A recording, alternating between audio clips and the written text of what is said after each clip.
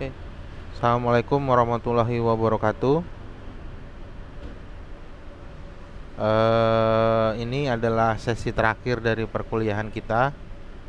Ya, kita akan membahas tentang upaya hukum. Ya, kalau kemarin sudah kita bahas mengenai persidangan di tingkat pertama, sekarang kita bahas mengenai upaya hukum. Oke, baik.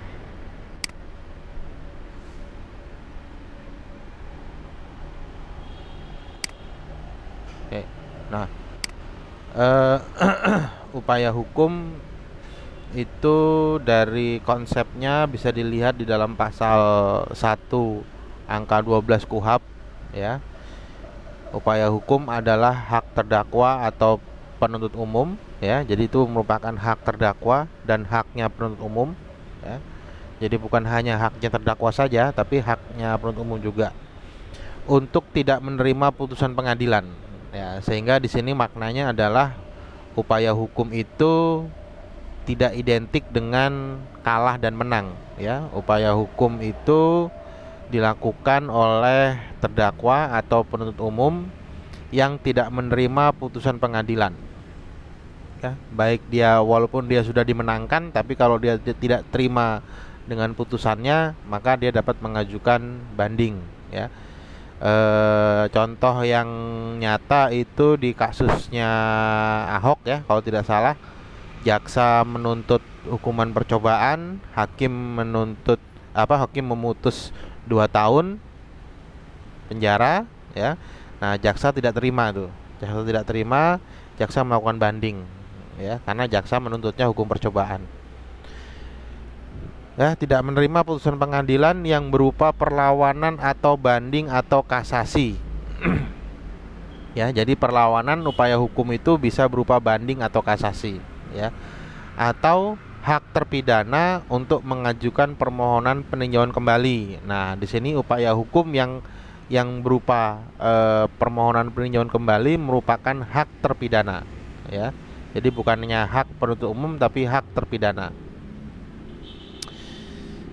Dalam hal secara menurut dalam hal serta menurut cara yang diatur dalam undang-undang ini. Undang-undang ini yang dimaksud KUHP, ya. Jadi upaya hukum itu mekanismenya untuk pidana, ya, untuk acara pidana itu spesifik ditentukan menurut KUHP.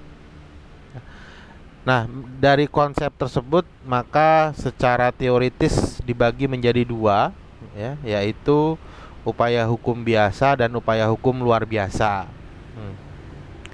Upaya hukum biasa ada dua, yaitu upaya hukum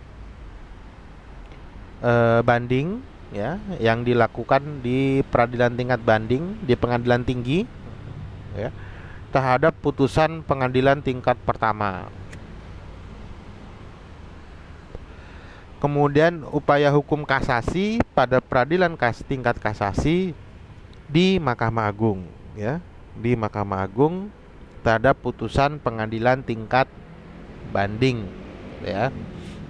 Jadi yang dibanding adalah kalau di upaya hukum banding yang dibanding adalah putusan tingkat pertama. Kalau upaya hukum kasasi yang dikasasi adalah putusan tingkat banding, ya. Tapi bisa juga kalau banding dan tingkat pertamanya sama, kemudian di tingkat kasasinya dia melakukan upaya hukum terhadap banding dan tingkat pertama.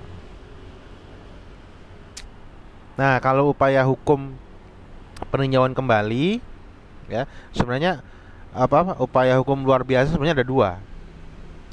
Ada kasasi demi kepentingan hukum dan ada peninjauan kembali. Tapi konsep umum ini hanya memuat nomenklatur permohonan peninjauan kembali, ya, dilakukan oleh Mahkamah Agung terhadap putusan pengadilan yang telah berkekuatan hukum tetap, ya. Itu syarat formil dari upaya PK. Yang di PK adalah putusan pengadilan yang sifatnya sudah ingkrah. sifatnya sudah tetap. Ya, ini konsep hukum dasarnya. Nah, kemudian kita masuk ke banding, ya. Banding dasar hukumnya itu di pasal 233 sampai dengan pasal 243 KUHP. Nah, selain di KUHP ada juga pengaturan lain, ya, di Undang-Undang 48 tahun 2009 tentang kekuasaan kehakiman, ya. Pasal 26 ayat 1. Putusan pengadilan tingkat pertama, ya, perhatikan kalimatnya, putusan pengadilan tingkat pertama dapat dimintakan banding, ya, kepada pengadilan tinggi oleh pihak-pihak yang bersangkutan, ya. Di sini menggunakan termanya umum, pihak-pihak yang bersangkutan. Kalau dalam pidana itu pasti yang bersangkutan adalah penuntut umum dan terdakwa, atau terdakwa yang diwakilkan oleh kuasa hukumnya. Nah, dilihat rumusan awalnya, ya, putusan tingkat pertama dapat dimintakan banding, artinya Anda boleh banding boleh tidak, gitu ya, karena menggunakan kata dapat. Nah, putusan tingkat pertama itu dikecualikan yang dapat dibanding. Jadi nggak semua putusan yang bisa dibanding, ya. Putusan bebas itu tidak boleh dibanding. Putusan lepas dari segala tuntutan yang modelnya penerapan hukumnya tidak tepat, ya, itu tidak bisa dibanding. Kemudian putusan pengadilan dengan acara pemeriksaan cepat itu juga tidak bisa dibanding. Acara pemeriksaan cepat ini biasanya digunakan untuk tindak pidana tipiring, tindak pidana ringan, ya, lalu lintas, biasanya lalu lintas, gitu ya. Itu tidak bisa dibanding, ya. Dasarnya apa? Pasal 26 ayat 2 Undang-Undang 48 tahun 2009 junto pasal 67 KUHP. Nah, tapi selain 3 itu ada lagi putusan pra peradilan, itu juga tidak bisa dibanding, ya.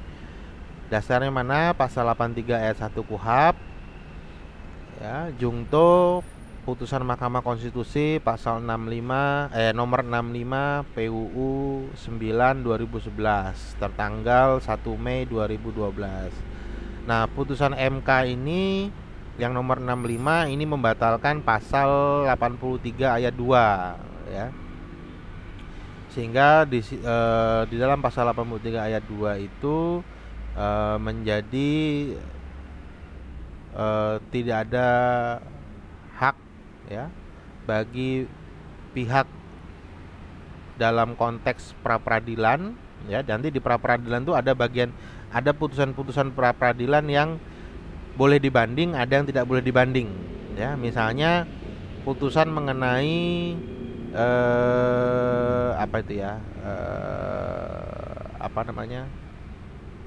penangkapan, penahanan, itu pasal 83 ayat 2 mengatakan tidak boleh dibanding. Tapi kemudian di dalam pasal 83 ayat 2 juga mengatakan putusan pra peradilan terhadap tidak sahnya penghentian penyidikan boleh dibanding, ya. Nah, artinya dengan putusan 65 ini maka seluruh putusan pra peradilan tidak boleh dibanding. Oke. Nah, kemudian jangka waktu. Ya, jangka waktunya ada di dalam pasal 233 ayat 2 KUHP yang menegaskan apa? Hanya permintaan banding sebagaimana dimaksud dalam ayat 1 boleh diterima oleh panitera pengadilan negeri dalam waktu 7 hari. Ya, jadi ingat waktunya 7 hari untuk banding. Beda dengan perdata, ya. Nah, 7 hari dari mana? 7 hari sesudah putusan dijatuhkan, jika terdakwa hadir, ya, atau setelah putusan diberitahukan kepada terdakwa yang tidak hadir, sebagaimana dimaksud dalam pasal 192 ayat 2 196 ayat 2. Nah, apa yang dimaksud 196 ayat 2 ini? Dalam hal terdakwa lebih dari seorang dalam satu perkara, putusan dapat diucapkan dengan terdakwa yang hadir. Jadi terdakwa yang tidak hadir dianggap hadir. Nah, sehingga ketika ada perkara yang terdakwanya 2 atau 3, nah, yang hadir 1, ya. Yang kalau yang hadir satu maka dianggap sudah dibacakan bandingnya dihitung sesudah di putusan dibacakan, ya. Jadi tidak masuk ke skema yang kedua. Karena apa?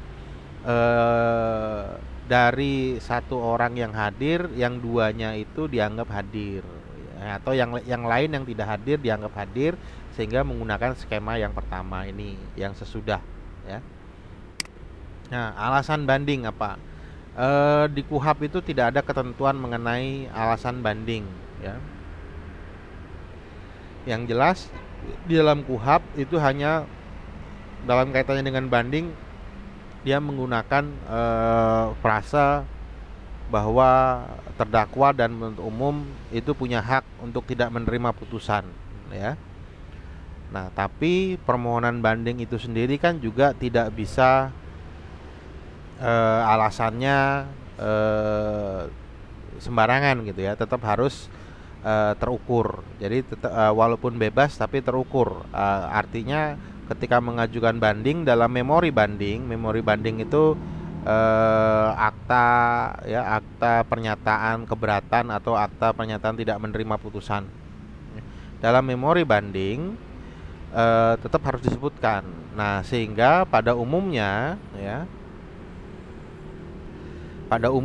sekaligus merupakan saran dari saya, ya, bahwa ketika kita mengajukan memori banding itu alasan-alasannya adalah sebagai berikut, ya. Yang pertama yang kita bisa permasalahkan adalah kompetensi mengadili dari pengadilan tingkat pertama.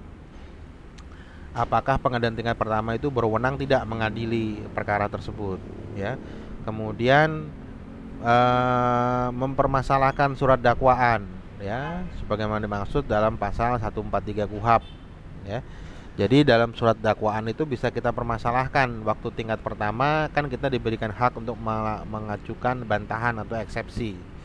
Nah, ketika eksepsi kita diterima atau eksepsi kita ditolak, kan keluar putusan sela. Nah, putusan sela itu bisa dibanding gitu, ya. Kemudian permasalahan penerapan hukum dan penafsiran hukum oleh hakim. Ini biasanya berkaitan dengan bagaimana hakim menerapkan hukum setelah melakukan pemeriksaan pembuktian, ya.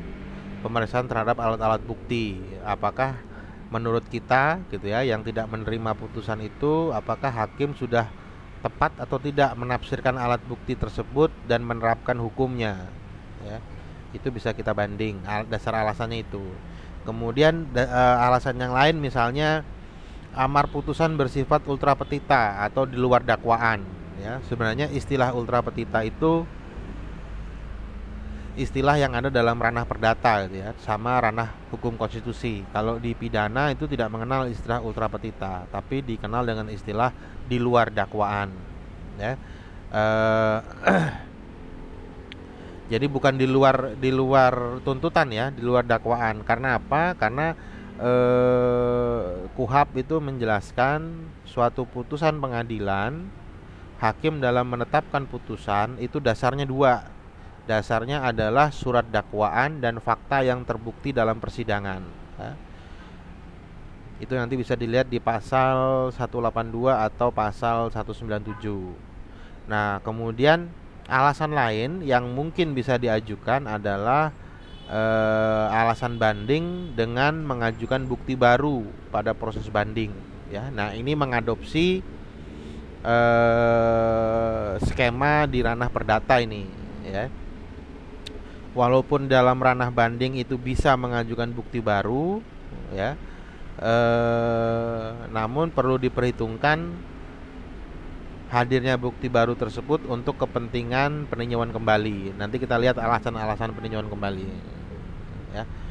Memang banding itu memiliki nama aslinya dulu ketika HIR. Banding itu disebut sebagai peradilan ulangan, ya. Nanti Anda bisa cari, ya, referensi mengenai peradilan ulangan itu masih digunakan di ranah perdata, ya. Peradilan ulangan itu kenapa disebut peradilan ulangan? Karena memang prosesnya mengulang dari tingkat pertama itu prosesnya proses pembuktiannya diulang di dalam tingkat banding, hanya saja para pihak tidak hadir dalam proses tersebut, ya. Nah, karena dia sifatnya peradilan ulangan, maka masih disebut sebagai ranahnya judek faksi, ya. Pengadilan yang memeriksa fakta. Nah, karena dia memeriksa fakta, maka diperbolehkan untuk mengajukan alat bukti baru. Nah, pola pikirnya seperti itu. Tapi nanti dalam ranah praktek ya, pengajuan bukti baru dalam proses banding itu patut diperhitungkan ketika nanti akan mengajukan upaya hukum peninjauan kembali ya. Jangan sampai nanti ketika PK nggak punya bukti sama sekali gitu yang baru. Oke, kita lanjut. Nah, memori banding dan kontra memori banding itu sifatnya opsional ya. Di sini dikatakan selama pengadilan tinggi belum mulai memeriksa suatu perkara dalam tingkat banding, ya, jadi proses pemeriksaan belum dimulai, baik terdakwa atau kuasanya maupun penuntut umum dapat ya menyerahkan memori banding atau kontra memori banding kepada pengadilan tinggi. Nah, yang perlu diingat ini adalah pernyataan banding itu ya, pernyataan banding adanya di ranah pengadilan tingkat pertama ya. Jadi ketika amar diputus ketika putusan pengadilan jatuh, maka Anda akan ditanya itu ya, banding atau menerima atau banding ya. Nah, ketika Anda menyatakan banding, maka nanti Anda harus menghadap kepada panitra ya, panitra pengganti ya.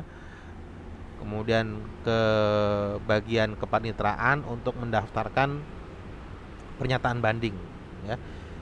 Dan sekaligus menyerahkan memori banding. Jadi Anda menyerahkan memori bandingnya itu tidak langsung ke pengadilan tinggi ya, tapi melalui kepanitraan pengadilan tingkat pertama ya. Jadi kalau Anda mau menyerahkan memori banding, jangan Anda bawa ke pengadilan tinggi ya. Tetap masuknya berkas itu dari pengadilan tingkat pertama ya. Oke, dasar kemudian kasasi ya. Tadi banding sudah, ini kasasi. Dasar hukumnya mana? 244 sampai 258 KUHP. Nah, 244 mengatakan beginian. Terhadap putusan perkara pidana yang diberikan pada tingkat terakhir oleh pengadilan lain ya. Jadi tingkat terakhir oleh pengadilan lain selain daripada Mahkamah Agung. Ya, artinya putusan di tingkat terakhir oleh pengadilan lain selain daripada Mahkamah Agung. Nah, ini maknanya adalah putusan upaya hukum kasasi itu ditujukan kepada putusan di tingkat terakhir dari pengadilan, yaitu tingkat banding ya. Terdakwa atau penuntut umum dapat mengajukan permintaan pemeriksaan kasasi ya kepada Mahkamah Agung. Nah, kemudian di sini dikatakan bahwa kasasi hanya bisa diajukan kepada putusan ya, kepada putusan yang bukan merupakan putusan bebas ya. Jadi putusan bebas tidak bisa dikasasi. Nah, kemudian dasar hukum yang lain adalah pasal 20 ayat 2 huruf A Undang-Undang 48 2009 tentang kekuasaan kehakiman. Apa disebutnya? Mahkamah Agung berwenang mengadili pada tingkat kasasi terhadap putusan yang diberikan pada tingkat terakhir oleh pengadilan di semua lingkungan peradilan yang berada di bawah Mahkamah Agung, kecuali undang-undang menentukan lain. Nah, kemudian di pasal 23 juga disebutkan, putusan pengadilan pada tingkat banding dapat dimintakan kasasi kepada Mahkamah Agung oleh pihak-pihak yang bersangkutan kecuali undang-undang menentukan lain. Nah, kalimat kecuali undang-undang menentukan lain itu kecuali undang-undang menentukan lain itu dilihat di dalam ini nih ya. Kecuali terhadap putusan bebas. Nah, artinya apa? Pasal 20, pasal 23 itu tidak dapat dijadikan dasar untuk pengajuan kasasi terhadap putusan bebas ya. Karena ada kalimat terakhir yaitu kecuali undang-undang menentukan lain. Nah, KUHP ini kan juga undang-undang nih, Undang-Undang 8 tahun 81 ya. Nah, Undang-Undang 8 tahun 81 atau KUHP sudah menentukan putusan bebas tidak boleh dikasasi ya, tidak boleh dikasasi. Nah, oke. kemudian ada satu perdebatan dalam ranah praktek gitu ya, bahwa putusan bebas itu masih boleh dikasasi ketika dia bersifat putusan bebas yang tidak murni. Ya, itu jadi nanti dalam ranah praktek tuh muncul suatu pengetahuan baru ya, bahwa putusan bebas masih bisa dikasasi kalau yang tidak murni. Nah, itu yang kemudian menjadi perdebatan, yang murni atau tidak murninya itu menjadi kewenangan hakim Mahkamah Agung untuk menilai apakah dia putusan bebas murni atau tidak murni. Kemudian alasan ya, kalau tadi dalam banding tidak ada alasannya, tapi kalau kasasi itu disebutkan alasannya. Jadi harus tegas ya, alasannya apa saja. Tadi kalau banding kan tidak ada tuh alasannya. KUHAP tidak menyiapkan alasan-alasan mengenai banding. Kenapa tidak disiapkan? Karena memang banding itu logikanya adalah peradilan ulangan. Jadi ada alasan ataupun tidak ada alasan, tetap diperiksa memulai dari awal ya dalam banding. Nah, cuma kemudian kenapa tadi saya mengatakan harus ada alasan tegas dan terukur untuk membantu hakim tingkat banding dalam meneliti berkas dari pengadilan negeri, dari pengadilan tingkat pertama. Karena berkas itu kan nggak mungkin sedikit. Jadi hakim akan diarahkan oleh memori banding kita, apa sebenarnya alasan yang ketidaksetujuan kita terhadap pengadilan tingkat tingkat pertama. Nah, itu tujuannya. Kenapa memori banding saya katakan tetap harus ada alasannya. Itu hanya untuk kepentingan praktek gitu ya. Tapi secara teoritis tidak ada alasannya. Nah, kemudian kalau di kasasi ini justru ditegaskan alasannya harus ada ya. 253 ayat 1 KUHAP, dia alasannya dalam bentuk kalimat tanya ya. Apakah benar suatu peraturan hukum diterapkan atau tidak diterapkan tidak sebagaimana mestinya ya. Apakah benar cara mengadili tidak dilaksanakan menurut ketentuan undang-undang ya. Kemudian yang ketiga, apakah benar pengadilan telah melampaui batas wewenangnya ya. Jadi kalau yang pertama itu yang dikaji adalah persoalan penerapan hukum dan penafsiran hukum ya. Kalau yang kedua itu adalah berkaitan cara mengadili, artinya banyak kecacatan formil dalam mengadilinya ya. Misalnya tidak diterapkannya asas keseimbangan ya, ada salah satu pihak yang tidak diberikan haknya dalam mengajukan mengajukan hak-hak hukumnya. Nah, kalau yang ketiga, apakah benar pengadilan telah melampaui batas wewenangnya? Ini berkaitan dengan kompetensi mengadili. Ya, kompetensi mengadili, berwenang atau tidak berwenang pengadilan tersebut, majelis hakim tersebut mengadili. Nah, Mahkamah Agung dalam tingkat kasasi membatalkan putusan pengadilan dari semua peradilan karena ya, ini karena sama dengan kalau yang tiga di bawahnya itu kita ambil dari pasal 30 14 tahun 85 Jungto Undang-Undang 5 2004 amandemen pertama, Jungto Undang-Undang 3 2009 amandemen kedua tentang Mahkamah Agung ya. Jadi dasar kasasi ada di situ tuh, ada di Undang-Undang Mahkamah Agung juga. Ya, isinya sama sebenarnya dengan 53 ayat 1, hanya cuma bedanya di 53 ayat 1 dalam bentuk kalimat tanya, di dalam Undang-Undang Mahkamah Agung udah dalam bentuk statement. Nah, tapi kemudian di Undang-Undang Mahkamah Agung juga ada ketentuan di pasal 52-nya ya. Dalam mengambil keputusan Mahkamah Agung tidak terikat ya pada alasan-alasan yang diajukan oleh pemohon kasasi dan dapat memakai alasan-alasan hukum lain ya. Nah, di sini Undang-Undang Mahkamah Agung memberikan kebebasan bagi hakim ya, bagi majelis hakim di tingkat kasasi untuk melihat apakah ada alasan lain yang lebih tepat digunakan ya dalam menjatuhkan putusan kasasi ya.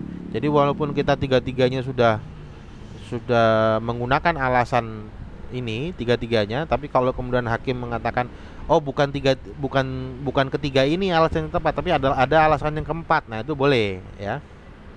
Itu diperbolehkan oleh Undang-Undang Mahkamah Agung.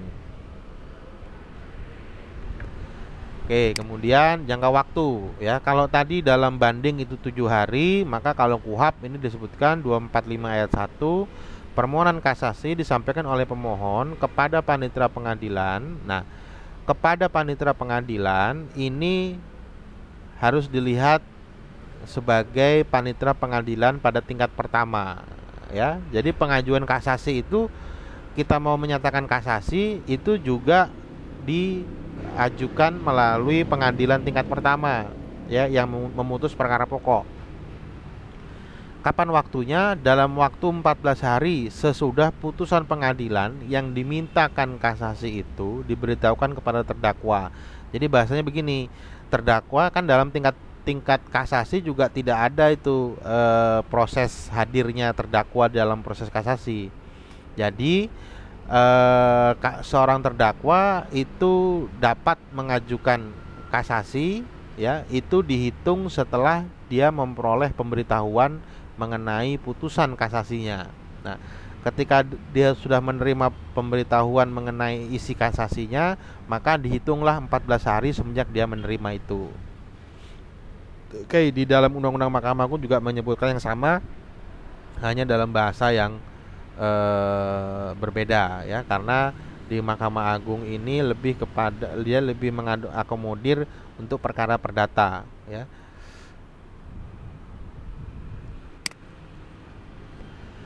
Kemudian mengenai memori kasasi, kalau tadi di dalam banding menggunakan kata dapat, maka dalam konteks kasasi ya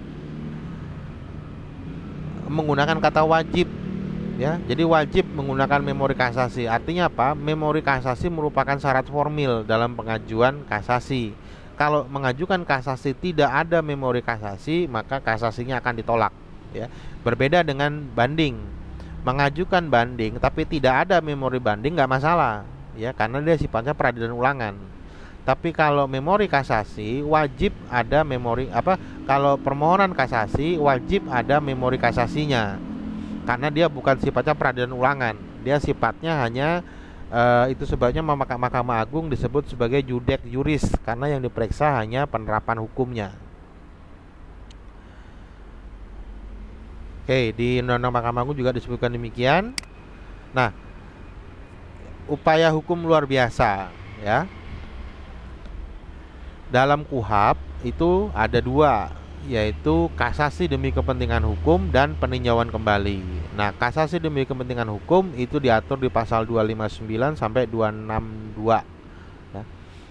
Nah, konsepnya di mana? Pasal 259 ayat 1 KUHP menegaskan demi kepentingan hukum terhadap semua putusan yang telah memperoleh hukum tetap dari pengadilan lain ya, yang telah memperoleh hukum tetap dari pengadilan lain, artinya dari tingkat pertama atau dari tingkat banding PN atau PT yang sudah ingkrah ya, selain daripada Mahkamah Agung. Berarti putusan kasasi tidak boleh diajukan kasasi demi kepentingan hukum ya. Dapat diajukan 1 kali permohonan kasasi oleh Jaksa Agung. Nah, jadi yang boleh mengajukan kasasi demi kepentingan hukum adalah Jaksa Agung, bukan penuntut umum ya, tapi Jaksa Agung. Nah, apa yang boleh dikasasi demi kepentingan hukum? Putusan PN yang sudah ingkrah atau putusan PT yang sudah ingkrah ya. PN atau PT yang sudah ingkrah. Yang belum ingkrah tidak boleh diajukan kasasi demi kepentingan hukum ya. Boleh nggak penuntut umum yang mengajukan? Tidak boleh. Yang boleh hanya Jaksa Agung ya. Nah, berapa kali diajukannya? Hanya 1 kali. Oke. Kemudian upaya hukum luar biasa ya. Jadi untuk kasasi demi kepentingan hukum itu haknya Jaksa Agung ya. Sekali lagi saya katakan itu haknya Jaksa Agung. Nah, peninjauan kembali diatur dalam pasal 263 dan 269 ya. Pasal 263 mengatakan, ayat 1 mengatakan sebagai berikut: terhadap putusan pengadilan yang telah memperoleh kekuatan hukum tetap. Nah, ya, syaratnya ingat PK, syaratnya utamanya adalah putusan yang diajukan PK telah memiliki kekuatan hukum tetap, artinya sudah ingkrah, sudah bisa dieksekusi ya. Kecuali, nah ini kecuali putusan bebas atau lepas dari segala tuntutan hukum. Ya, nah, jadi putusan bebas dan putusan lepas dari segala tuntutan hukum tidak boleh di PK, ya, tidak boleh diajukan PK. Ya. Siapa yang berhak mengajukan? Terpidana atau ahli warisnya, ya, dapat mengajukan permintaan peninjauan kembali. Jadi kalau terpidananya ternyata tidak bisa mengajukannya, maka atau ahli warisnya boleh mengajukan, ya. Kemudian ada perkembangan, ya, di dalam ranah praktek, ya, misalnya di kasus Muchtar Pakpahan gitu, ya. Kalau mengacu ke 263 ayat 1 ini kan ternyata pengajuan PK itu haknya terpidana, ya, haknya terpidana atau haknya ahli waris, gitu, ya. Nah, tapi di dalam putusan Muchtar Pakpahan, ya, nanti Anda bisa cari putusan Muchtar Pakpahan, itu penuntut umum mengajukan PK, ya, penuntut umum mengajukan PK. Nah, dan setelah perkara Muchtar Pakpahan, ada beberapa kasus lagi yang penuntut umum juga mengajukan PK, ya. Nah, kemudian pasal 263 ayat 1 ini digugat ke Mahkamah Konstitusi. Muncullah putusan nomor 33 tahun 2016. Isinya adalah penuntut umum dilarang mengajukan PK, ya. Artinya sudah tidak ada lagi peluang, ya. Kalau sebelum ada putusan MK ini, penuntut umum itu berlogika begini, ya, kalau tidak ada pasalnya berarti kan tidak dilarang, gitu, ya. Tidak ada ketentuan pelarangan berarti tidak ada larangan. Artinya boleh-boleh saja. Nah, itu sama aja kalau ada jalan, ya, mau muter balik nggak ada tanda rambu apakah boleh muter balik atau tidak. Jadi kalau tidak ada tanda dianggap boleh, gitu. Nah, itu logikanya dipakai seperti itu. Nah, tapi MK tahun 2016 kemudian menegaskan penuntut umum tidak boleh mengajukan PK, ya. Kemudian ada perkembangan lagi dalam praktek, yaitu putusan MK nomor 34 tahun 2013, ya, yang menegaskan pasal 268 ayat 3 bertentangan dengan konstitusi. Pasal 268 itu menyatakan pengajuan PK itu hanya boleh satu kali, ya, hanya boleh satu kali. Nah, kemudian setelah ada putusan MK nomor 34, pengajuan PK dapat lebih dari satu kali. Ya, ini masih perdebatan nih, ya. Masih perdebatan dalam ranah praktek. Kemudian Mahkamah Agung mengeluarkan mengeluarkan perma PK untuk pidana tetap satu kali, ya. Dasarnya karena pasal yang ada dalam Undang-Undang Kekuasaan Kehakiman, pasal yang ada dalam Undang-Undang Mahkamah Agung itu tidak dibatalkan. Yang dibatalkan hanya pasal 268 ayat 3. Padahal kalau kita kembali kepada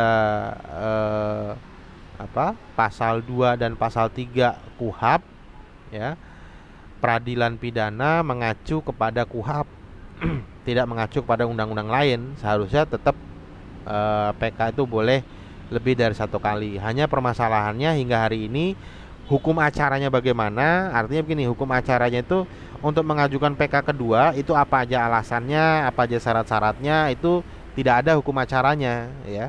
Jadi ini normanya saja yang dirubah, norma dasarnya dirubah lebih dari satu kali, ya. Tentang bagaimana caranya PK kedua, PK ketiga, PK keempat misalnya, itu belum ada aturannya, aturan mainnya belum ada. Oke, alasan PK. Nah, alasan PK itu ada dalam pasal 263 ayat 2 dan ayat 3, ya. Apabila terdapat keadaan baru yang menimbulkan dugaan kuat, ya, keadaan baru, ya, sering diartikan sebagai novum, ya, alat bukti baru. Padahal sebenarnya keadaan baru sama alat bukti baru itu beda sih, ya. Tapi dalam praktek itu disamakan menjadi alat bukti baru. Bahwa jika keadaan itu sudah diketahui pada waktu sidang masih berlangsung, hasilnya akan berupa putusan bebas atau putusan lepas dari segala tuntutan hukum atau tuntutan penuntut umum, tidak dapat diterima, atau terhadap perkara itu diterapkan ketentuan pidana yang lebih ringan. Jadi maksudnya begini, ketika ketika PK Anda menemukan alat bukti baru. Nah, alat bukti itu, kalau alat bukti baru itu hadir dalam proses peradilan tingkat pertama, maka sebenarnya terdakwa akan bebas, gitu ya. Atau hakim akan memutuskan lepas dari segala tuntutan hukum, ya. Atau dengan alat bukti baru itu majelis hakim akan memutuskan tuntutan penuntut umum tidak dapat diterima. Nah, atau mungkin bisa saja dengan alat bukti baru itu terdakwa tetap bersalah tapi pidananya lebih ringan. Nah, itu fungsi dari alat bukti baru, ya. Novum. Kemudian yang kedua, apabila dalam berbagai putusan, berbagai ini maksudnya, terdapat pernyataan bahwa sesuatu telah terbukti, ya, sesuatu terbukti, akan tetapi hal atau keadaan sebagai dasar dan alasan putusan yang dinyatakan telah terbukti itu ternyata telah bertentangan satu dengan yang lainnya. Nah, ini berkaitan dengan adanya ketika suatu perkara itu dituntut dua kali, ya, atau suatu perkara dituntut atau dimajukan ke persidangan secara dua kali. Misalnya yang satu dimajukan ke ranah pidana, yang satu dimajukan ke ranah perdata, ya. Nah, ini kemudian dapat dijadikan dasar, ya, dapat dijadikan dasar sebagai alasan PK, ya.